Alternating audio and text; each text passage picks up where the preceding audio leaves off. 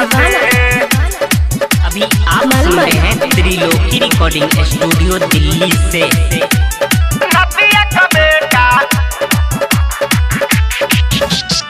अखिया लड़ल बतिया बढ़ल ओकर बगीचा से, अखिया लड़ल बतिया बढ़ल ओकर बगीचा से। तो भौजी रे प्यार भइल का नदिया का बेटा अहिरा के लइका से। तो भौजी रे प्यार भइल का अहिरा के बेटा गाजीपुर के लइका से, गाजीपुर के लइका से।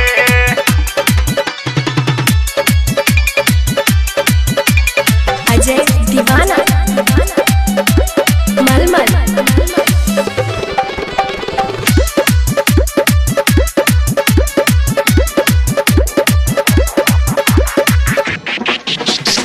फौजी रे पानी बड़ा बुरा हाल में, चुम्मा ले ले बजब से दाया गाल में, दाया गाल में।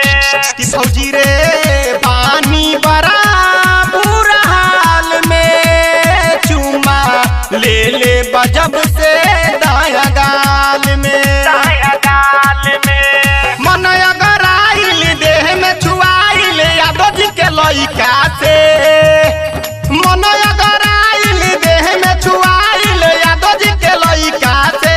तो भौजी रे प्यार भइल तो अहिरा के बेटा गाजीपुर के लइका से। ए भौजी रे प्यार भइल तो नदिया के बेटा गाजीपुर के लइका से, गाजीपुर के लइका से।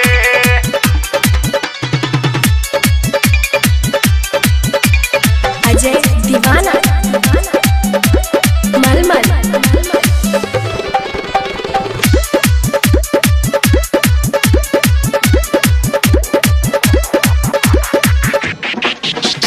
फौजी रे रजनी सजी के छू के आधा भइल जवानी हमर सूखे, जवानी हमर सूखे, हमर सूखे। फौजी रे रजनी सजी के छू के आधा भइल जवानी हमर सूखे, जवानी हमर सूखे। टुनटुनया दो बाड़े करहिया से, टुनटुनया दो बाड़े डाहत के करहिया से।